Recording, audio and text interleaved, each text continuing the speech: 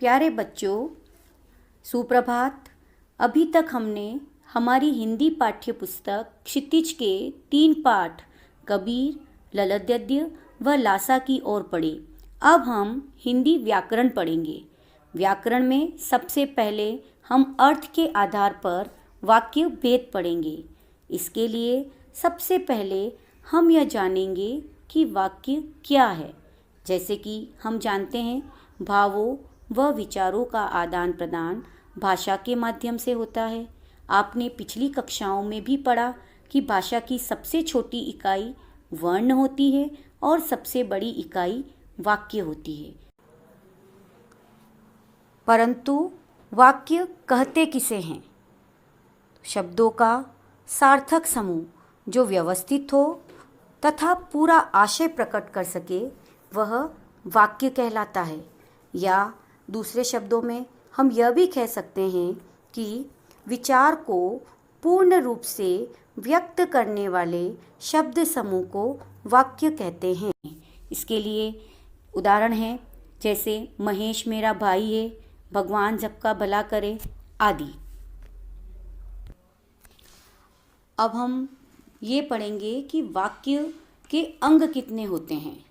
वाक्य के 2 अंग होते हैं। पहला होता है उद्देश्य और दूसरा होता है विधेय।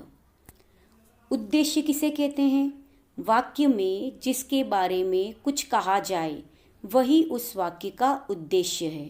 अर्थात कर्ता को उद्देश्य कहा जाता है। उद्देश्य के अंतर्गत कर्ता तथा कर्ता का विस्तार आता है। कर्ता के विस्तार के अंतर्गत विशेषण, संबंध बोधक आदि शब्द आते हैं। भाषा का दूसरा अंग है विधेय। उद्देश्य के विषय में जो कुछ कहा जाए वह विधेय कहलाता है। विधेय के अंतर्गत क्रिया तथा क्रिया का विस्तार आता है।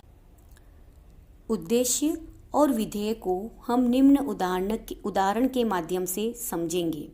पहला, बालक कक्षा में पढ़ रहे हैं। यहाँ बालक उद्देश्य है, कक्षा में पढ़ रहे हैं विधेय है। जैसा कि हमने पढ़ा, वाक्य में जिसके बारे में कुछ कहा जाए वह उद्देश्य कहलाता है और उद्देश्य के विषय में जो कुछ कहा जाए वह विधेय कहलाता है। छात्रावास में रहने वाले सभी लड़के सिनेमा देखने गए। यहाँ पर छात्रावास में रहने वाले सभी लड़के उद्देश्य कहलाएगा, सिनेमा देखने गए विधेय कहलाएगा। तीसरे वाक्य में मैं दिल्ली में रहने वाली एक सहेली से मिली थी। यहाँ पर मैं उद्देश्य के अंतर्गत आएगा और यहाँ पर क्रिया का विस्तार किया गया है। दिल्ली में रहने वाली एक सहेली से मिली थी, ये विधेय के अंतर्गत आए। सुप्रभात बच्चों, पिछले कालांश में हमने पढ़ा कि विचार को पूर्ण रूप से प्रकट करने वाले शब्द समूह को वाक्य कहते हैं। वह वाक्य के 2 अंग होते हैं, उद्देश्य व विधेय। कर्ता को उद्देश्य कहा जाता है व उद्देश्य के विषय में जो कुछ कहा जाए वह विधेय कहलाता है। अब हम पढ़ेंगे वाक्य भेद। सामान्यतः वाक्य भेद 2 आधार पर किया जाता है। पहला, अर्थ के आधार पर वाक्य भेद और दूसरा रचना के आधार पर वाक्य भेद। हम पढ़ेंगे अर्थ के आधार पर वाक्य भेद। अर्थ के आधार पर वाक्य के 8 भेद होते हैं। पहला, विधानवाचक वाक्य। दूसरा, निषेधवाचक वाक्य। तीसरा, प्रश्नवाचक वाक्य। चौथा, इच्छावाचक वाक्य। पांचवा, आज्ञावाचक वाक्य। छठा, संकेतवाचक वाक्य। सातवां, संदेहवाचक वाक्य व 8वां, विस्मयवाचक वाक्य। सबसे पहले हम पढ़ेंगे विधानवाचक वाक्य। विधानवाचक वाक्य को हम कथनात्मक वाक्य भी कहते हैं, क्योंकि इसमें एक सामान्य कथन होता है। सामान्य कथन अथवा किसी वस्तु या व्यक्ति की स्थिति अथवा अवस्था का बोध कराने वाले वाक्य विधानवाचक या कथनात्मक वाक्य कहलाते हैं। अर्थात जिनका सीधा अर्थ निकलता है वे विधानवाचक वाक्य कहलाते हैं। ये सकारात्मक वाक्य होते हैं तथा इनका उद्देश्य जानकारी देना होता है। जैसे निम्न उदाहरणों में जानकारी दी गई है कि सूर्य पूर्व में उदय होता है, राम अच्छा लड़का है, मैं जाती हूँ, छात्र पढ़ रहे हैं। इन सभी उदाहरण में जानकारी दी गई है और ये विधानवाचक वाक्य है। दूसरा है निषेधवाचक या नकारात्मक वाक्य। जिन वाक्यों में किसी कार्य के निषेध का बोध होता है उन्हें निषेधवाचक वाक्य कहते हैं। सकारात्मक वाक्यों में नहीं, मत, न आदि लगाकर नकारात्मक वाक्य बनाए जाते हैं। जैसे निम्न उदाहरण के द्वारा आप समझेंगे, मैं आज नहीं जाऊंगी, तुम वहाँ मत खेलो, उसने कोई उपाय नहीं छोड़ा। ये सारे नकारात्मक या निषेधवाचक वाक्य हैं। विशेष कुछ नकारात्मक वाक्य ऐसे भी होते हैं जिनमें निषेधवाचक शब्द अर्थात ना, नहीं, मत आदि का प्रयोग नहीं होता, किंतु ध्वनि या अर्थ निषेधात्मक होता है। जैसे इतनी देर हो गई, अब तो वह आने से रहा, अर्थात बहुत देर हो गई है इसलिए अब वह नहीं आएगा। फिर मैं झूठ थोड़ी ही बोल रहा हूँ, अर्थात मैं झूठ नहीं बोल रहा हूँ। तीसरे वाक्य में ऐसी हालत में शाम अब कहाँ जाएगा, अर्थात ऐसी हालत में शाम अब कहीं नहीं जाएगा, अर्थात उस ध्वनि के आधार पर पता चल रहा है कि ये वाक्य निषेधवाचक वाक्य है। वाक्य का अर्थ के आधार पर वाक्य का तीसरा प्रकार है प्रश्नवाचक वाक्य। जिन वाक्यों में प्रश्न किया जाता है अर्थात किसी से कोई बात पूछी जाए उसे प्रश्नवाचक वाक्य कहते हैं। इन वाक्यों में इनके मूल में जिज्ञासा होती है, कुछ जानने की इच्छा इन वाक्यों में होती है। जैसे आप कहाँ रहते हो, तुम्हारी उम्र कितनी है, क्या पिताजी आ गए, तुम कब लौटोगे आदि। प्रश्नवाचक वाक्य के अंत में प्रश्नवाचक चिन्ह का प्रयोग करना अनिवार्य होता है। आज हमने पढ़े विधानवाचक वाक्य, निषेधवाचक वाक्य व प्रश्नवाचक वाक्य। सुप्रभात बच्चों, हम अर्थ के आधार पर वाक्य भेद पढ़ रहे थे जो 8 प्रकार के होते हैं। हमने विधानवाचक, निषेधवाचक व प्रश्नवाचक वाक्यों के बारे में जाना। सामान्य कथन जिसमें कोई जानकारी दी जाती है वे विधानवाचक वाक्य कहलाते हैं। ये सकारात्मक वाक्य होते हैं। सकारात्मक वाक्यों में न, नहीं, मत आदि लगाकर निषेधवाचक वाक्य बनाए जाते हैं। व जिन वाक्यों में कोई प्रश्न पूछा जाए वे प्रश्नवाचक वाक्य कहलाते हैं। आज हम इससे आगे पढ़ेंगे। अर्थ के आधार पर वाक्य का अगला भेद है इच्छावाचक वाक्य। वक्ता अर्थात बोलने वाला, वक्ता की इच्छा अथवा आशीर्वाद को व्यक्त करने वाले वाक्य इच्छावाचक वाक्य कहलाते हैं। दूसरों के प्रति शुभकामनाएं व सुझाव इसी के अंतर्गत आते हैं तथा इन वाक्यों में श्रोता यानी सुनने वाला उससे कोई प्रत्यक्ष अपेक्षा नहीं रखी जाती, अर्थात सुनने वाला कोई जवाब दे ऐसी आकांक्षा वक्ता नहीं करता। जैसे तुम्हारा कल्याण हो, आपकी यात्रा मंगलमय हो, आज तो कहीं से भोजन मिल जाए। इन तीनों वाक्यों में इच्छा प्रकट की जा रही है। वाक्य का अगला भेद है आज्ञावाचक वाक्य।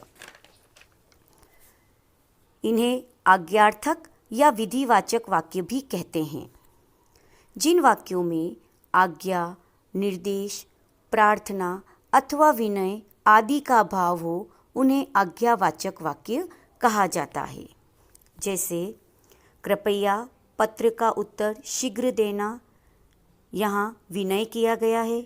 आप खामोश रहिए, यहाँ आदेश दिया गया है। अपना अपना काम करो, इस वाक्य में निर्देश दिया गया है। ये सभी वाक्य आज्ञावाचक वाक्य के अंतर्गत आते हैं। वाक्य का अगला भेद है संकेतवाचक वाक्य। इन्हें शर्तवाची वाक्य भी कहते हैं। इन वाक्यों में किसी न किसी शर्त की पूर्ति का विधान होता है तथा एक क्रिया का होना दूसरी क्रिया के होने पर निर्भर होता है। कहने का तात्पर्य यह है कि एक काम पूर्ण होने पर ही दूसरा कार्य पूर्ण होगा, ऐसी शर्त इन वाक्यों में होती है। वही संकेतवाचक वाक्य कहलाते हैं। जैसे यदि पेड़ों को काटने से रोका जाता तो प्रदूषण इतना न बढ़ता। दूसरा, मेहनत करोगे तो सफलता प्राप्त होगी। तीसरा, यदि उसने अपना ध्यान रखा होता तो बीमार न पड़ता। तीनों वाक्यों में दूसरा कार्य पहले कार्य पर निर्भर है। यदि पहला कार्य होता तो ही दूसरा कार्य पूर्ण होता। अब अगली कक्षा में हम वाक्य के अंतिम दो भेद, संदेहवाचक वाक्य व विस्मयवाचक वाक्य पढ़ेंगे तथा वाक्य को एक दूसरे में कैसे रूपांतरित किया जाता है ये पढ़ेंगे। धन्यवाद। प्यारे बच्चों, सुप्रभात। हम अर्थ के आधार पर वाक्य भेद पढ़ रहे थे। अभी तक हमने अर्थ के आधार पर वाक्य के 6 भेद पढ़े। पहला, विधानवाचक वाक्य। ये सकारात्मक होते हैं व इनका उद्देश्य जानकारी देना होता है। निषेधवाचक वाक्य, ये नकारात्मक होते हैं। सकारात्मक वाक्यों में न, नहीं, मत आदि लगाने से इन वाक्यों का निर्माण होता है। प्रश्नवाचक वाक्य, जिन वाक्यों में प्रश्न किया जाए उन्हें प्रश्नवाचक वाक्य कहते हैं। इन वाक्यों के अंत में प्रश्नवाचक चिन्ह का प्रयोग अनिवार्य है। इच्छावाचक वाक्य, इच्छा अथवा आशीर्वाद को व्यक्त करने वाले वाक्य इच्छावाचक वाक्य कहलाते हैं। आज्ञावाचक वाक्य, आज्ञा, निर्देश, विनय आदि का भाव प्रकट करने वाले वाक्य आज्ञार्थक या विधिवाचक वाक्य कहलाते हैं। तथा जिन वाक्यों में कोई शर्त रखी जाए या एक क्रिया का होना दूसरी क्रिया पर निर्भर करे वहाँ संकेतवाचक वाक्य होते हैं। अब हम पढ़ेंगे अर्थ के आधार पर 7वां भेद, संदेहवाचक वाक्य। जिन वाक्यों में वक्ता अर्थात बोलने वाले को क्रिया संपन्न होने में संदेह हो वह संदेहवाचक वाक्य कहलाता है। अर्थात जिन वाक्यों में संदेह प्रकट किया जाए अथवा संभावना प्रकट की जाए उन्हें संदेहवाचक वाक्य कहते हैं। इन वाक्यों को संभावनार्थक वाक्य भी कहा जाता है। उदाहरण, मेहमान शायद कल आएंगे, हो सकता है आज वह परीक्षा देने जाए, संभवतः वह पढ़ रहा होगा। तीनों ही वाक्य में क्रिया पूर्ण होने में संदेह व्यक्त किया गया है, अर्थात कार्य के पूर्ण होने में शंका है। वाक्य अर्थ के आधार पर वाक्य का अंतिम भेद है विस्मयवाचक वाक्य। जिन वाक्यों में आश्चर्य, हर्ष, शोक, घृणा आदि का भाव प्रकट हो वे विस्मयवाचक वाक्य कहलाते हैं। इन वाक्यों को विस्मयादि बोधक या उद्गारवाचक वाक्य भी कहा जाता है। कुछ ध्यान देने योग्य बातें, इन वाक्यों में श्रोता अर्थात सुनने वाले की उपस्थिति अनिवार्य नहीं है, अर्थात कोई श्रोता की बात सुने ऐसा आवश्यक नहीं है। वक्ता कभी कभी अकेले अचानक बोल उठता है। वक्ता अर्थात बोलने वाला कभी कभी अपने मन के भाव स्वतः ही व्यक्त कर देता है, इसलिए इन्हें उद्गारवाचक वाक्य भी कहा जाता है। इनके नकारात्मक वाक्य नहीं बनाए जा सकते। उदाहरण देखिए, ओह आज फिर देर हो गई। यहाँ पर अफसोस प्रकट किया गया है। वाह इतना सुंदर लेख। यहाँ पर आश्चर्य प्रकट हो रहा है। शाबाश, ऐसे ही उन्नति करते रहो। यहाँ पर हर्ष का भाव प्रकट हो रहा है। इसलिए अर्थ के आधार पर ये तीनों ही वाक्य विस्मयादि बोधक वाक्य की श्रेणी में आएंगे। धन्यवाद। सुप्रभात बच्चों, पिछले कालांशों में हमने वाक्य भेद पढ़े। आज हम वाक्य रचनांतरण या वाक्य रूपांतरण पढ़ेंगे। वाक्य रूपांतरण एक प्रकार के वाक्य को दूसरे प्रकार के वाक्य में बदलना वाक्य रूपांतरण कहलाता है। या हम इसे इस प्रकार भी परिभाषित कर सकते हैं, एक विशेष अर्थ वाले वाक्य को अन्य किसी विशेष अर्थ वाले वाक्य में बदलना वाक्य परिवर्तन कहलाता है। उदाहरण के लिए एक वाक्य का रूपांतर इन 8 प्रकार के वाक्यों में देखिए। राधा विद्यालय जाती है, ये विधानवाचक वाक्य है। इसी वाक्य को हम निषेधवाचक वाक्य में परिवर्तित करेंगे। राधा विद्यालय नहीं जाती है। प्रश्नवाचक वाक्य में परिवर्तित करेंगे।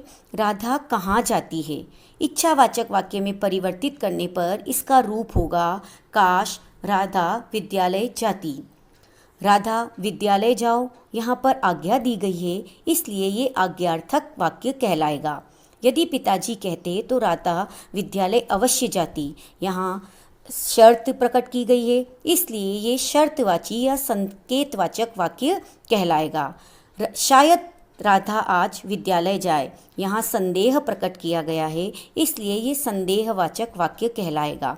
अरे राधा विद्यालय जाने लगी, यहाँ पर आश्चर्य प्रकट किया गया, इसलिए ये विस्मय सूचक वाक्य कहलाएगा। यहाँ पर हमने एक ही वाक्य को 8 प्रकार के वाक्यों में परिवर्तित करके देखा। अब हम निर्देशानुसार वाक्य परिवर्तन करेंगे। प्राची ने उसका काम नहीं किया, ये निषेधवाचक वाक्य है। इसको हम संदेहवाचक वाक्य में बदलेंगे। प्राची ने उसका काम कर लिया होगा। ओह कैसी भयानक बाढ़ है, ये विस्मयादि बोधक वाक्य है। इसको हम विधानवाचक में परिवर्तित करेंगे। बाढ़ बहुत भयानक है। आज पानी बरसेगा, ये विधानवाचक वाक्य है। इसको हम इच्छावाचक वाक्य में परिवर्तित करेंगे। काश आज पानी बरस जाता। बादल घिर आए और वर्षा होने लगी, ये विधानवाचक वाक्य है। इसे हम संकेतवाचक वाक्य में बदलेंगे तो इसका रूप ये होगा यदि बादल घिर आते तो वर्षा होती। इस प्रकार हमने निर्देशानुसार वाक्य के रूप परिवर्तित किए। धन्यवाद।